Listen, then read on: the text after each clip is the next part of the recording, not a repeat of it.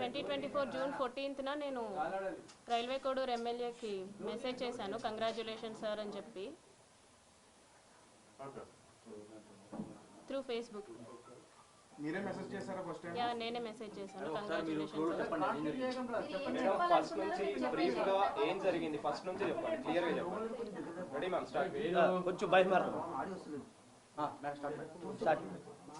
Voice గట్టిగా చెప్పండి.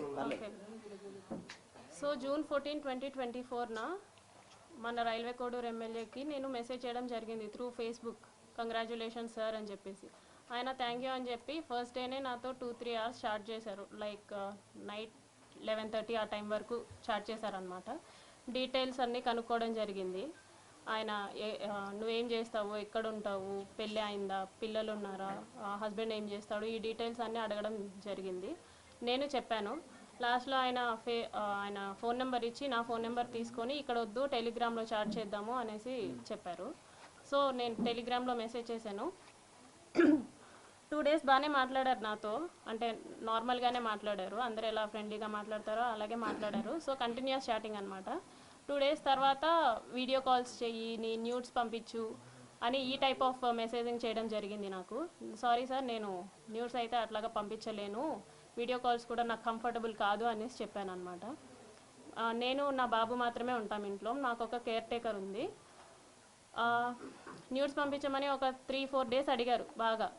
నేను పంపను అనేసరికి కొంచెం బెదిరించడం లాంటివి చేశారనమాట. ఓకే న్యూడ్స్ పంపొద్దు, నేను నీతో మాట్లాడాలి, నన్ను పర్సన్గా మీట్ అవ్వు, ఇన్ పర్సన్లో మీట్ అవ్వు అని చెప్పేసి అన్నారు. ఎలా కుదురుతుంది సార్, నాకు అవ్వదు, నాకు మా బాబుతోనే ఉంటుంది రోజంతా, నాకు అవ్వదు అనేసి అన్నాను. ఒక 2 days బాగా బతిమలాడుకున్నట్టు అడిగారు అనమాట నన్ను. మీట్ అవ్వచ్చు కదా, ఈ టైంకి మీట్ అవ్వచ్చు కదా, నేను ఈ టైంకి ఫ్రీ అవుతాను అనేసి ఇలా అడగడం జరిగింది. నేను రిజెక్ట్ చేశా. ఆ తర్వాత కొంచెం ఆయన అధికారం చూపించడం, లైక్ నేను రైల్వే కోడూరు ఎమ్మెల్యేని, నా కోడూరు ఇది ప్రస్తుతానికి, నువ్వు ఇక్కడే జాబ్ చేస్తున్నావు, నీ ట్రాన్స్ఫర్ కూడా నా చేతిలోనే ఉంటుంది, నీ ప్రమోషన్స్ కూడా నా చేతిలోనే ఉంటుంది అని ఈ టైప్ ఆఫ్ మాటలు మాట్లాడడం స్టార్ట్ చేశారనమాట. నాకు అర్థమైంది, సార్ మీరు ఎంత చెప్పినా సరే నేనైతే కలవడం జరగదు అనేసి నేను చెప్పాను. ఆయన ఫోర్స్ చేస్తూనే వచ్చారు. నేను ఈయనకి ఫోన్ కాల్స్లో మెసేజెస్లో చెప్పడం అర్థం కావట్లేదేమో అని చెప్పేసి నేను కలుస్తాను, జూలై 9th కలిశాను, for the first time July 9th కలిశాను. ఆయన షెడ్యూల్ అంతా అయిపోయిన తర్వాత నైట్ 8 o'clock అలాగా వచ్చి నన్ను పిక్ చేసుకున్నారు, మా ఇంటి దగ్గర పిక్ చేసుకొని తీసుకెళ్లారు. రైల్వే కోడూరు నుంచి కడప రూట్ వెళ్దాం అనేసి అన్నారనమాట. Railway Koduru to Kadapa route 90 kilometers వస్తుంది, కడప వరకు 90 kilometers వస్తుంది. సో స్టార్ట్ అయ్యాము. మా బాబుతో మా కేర్ టేకర్ ఉంది. ఇన్ ద మీన్ వైల్లో ఆయన మళ్ళీ ఎందుకు కలవని అంటున్నావు, ఎందుకు మెసేజెస్కి అలా రెస్పాండ్ అవుతున్నావు, ఎందుకు అంత పొగరు చూపిస్తున్నావు అని చెప్పేసి ఈ మాటలు మాట్లాడారు. రాజంపేటకు వచ్చేసరికి రాజంపేట టు బాక్రాపేట మధ్యలో ఒక డార్క్ విలేజో మరి ప్లేసో నాకు ఐడియా లేదు, అక్కడ ఆపారనమాట. ఆపిన తర్వాత నేను ఎందుకు ఆపారండి అంటే, ఎందుకు నువ్వు నాతో సరిగ్గా ఉండట్లేదు, ఎందుకు నేను అడిగినవన్నీ చేయట్లేదు అని చెప్పేసి కాన్వర్సేషన్ స్టార్ట్ చేశారు.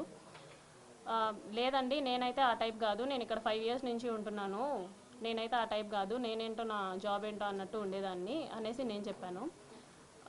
నువ్వు నాకు సెక్షువల్లీ కావాలి అనేసి ఆయన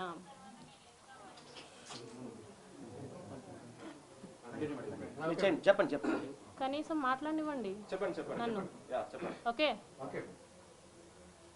సో ఆయన సెక్షువల్ సాటిస్ఫాక్షన్ కావాలి నాకు నీతో అనేసి అన్నారనమాట. లేదు సార్ నేను అవన్నీ చెయ్యను అనేసి చెప్పేసరికి ఆయన నా బాడీ పార్ట్స్ టచ్ చేయడానికి ట్రై చేస్తూ నన్ను ఫోర్స్ చేయడానికి ట్రై చేశారు. కార్ డోర్ ఓపెన్ చేసేలాగా నా జుట్టు పట్టుకొని ఇలా లాగారు, ఎడ్జ్ ఆఫ్ మై హెయిర్ పట్టుకొని లాగారు అనమాట. నా ఫ్రంట్ సీట్, నేను ఫ్రంట్ సీట్లో కూర్చున్నాను, రెక్లైనర్గా బెండ్ చేసేసి నా మీదకి వచ్చేసి నేను అరవబోయాను, ప్లస్ చేతులు ఇలా పెట్టేసుకున్నారు, 2 చేతులు ఆయన ఒక చేతితో ఇలా పట్టుకున్నారు, కొట్టారు.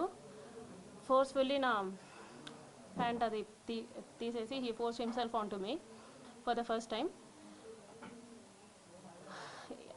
అయిపోయిన తర్వాత నేను భయపడిపోయి నేను వెనక్కి వెళ్ళిపోయాను, ఆ మధ్యలో నేను వెనక్కి వెళ్ళిపోయాను. ఆ సీట్ ఈ మిడిల్ ఆఫ్ ద సీట్ ఉంటుంది కదా, దాని నుంచి నేను వెనక్కి వెళ్ళిపోయి నేను వెనక్కి కూర్చున్నా.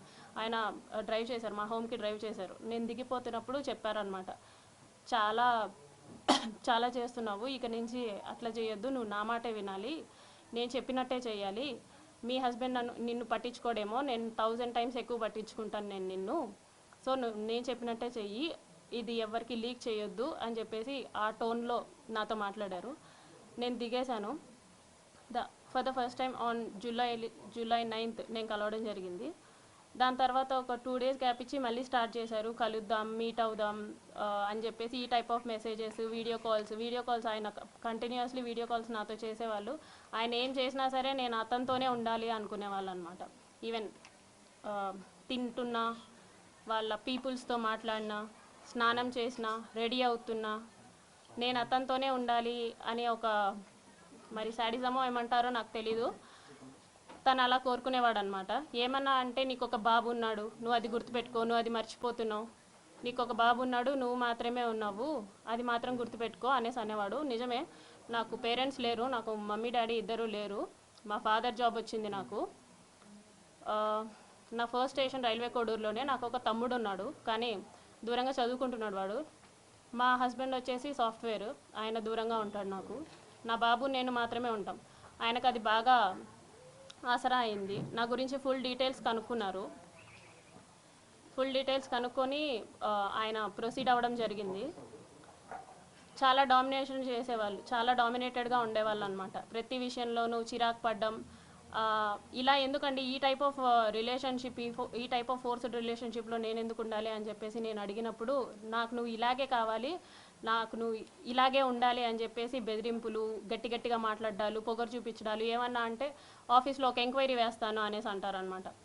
నువ్వేదో తీసుకున్నావు, నువ్వేదో బ్రైబ్ చేసావు అని చెప్పేసి వేస్తాను ఎంక్వైరీస్ అనేసి, నాకు ఆ రకంగాను, ప్లస్ నాకు ఫ్యామిలీ లేదు కాబట్టి ఈ రకంగాను నన్ను భయపెట్టడం జరిగింది. So for the first time నేను ఆగస్ట్ ఎండింగ్లో నా ప్రెగ్నెన్సీ పాజిటివ్ అయింది. ఈ విషయం నేను అతనికి చెప్పాను అనమాట, నాకు ఇలా ప్రెగ్నెన్సీ పాజిటివ్ వచ్చింది, ఏం చేయమంటారు అనేసి అన్నాను. నువ్వు తీయించేసుకో, ఇమీడియట్గా తీయించేసుకో, నేను మాట్లాడతాను, నాకు తెలిసిన డాక్టర్ ఉన్నారు తిరుపతి కాలేజ్లో, నాకు తెలిసిన గైనిక్ ఉంది, ఆమెను అడుగుతాను, ఆమె నాకు టాబ్లెట్స్ పంపిస్తుంది, నేను నీకు ఇస్తాను, సో దట్ నువ్వు తీయించేసుకో అనేసి అన్నారనమాట. లేదండి నేను తీయించుకోను, నేను ఉంచుకుంటాను అనేసి చెప్పాను. అంటే ఎందుకు ఉంచుకుంటావో, అవసరం లేదు, నువ్వు తీయించేసుకో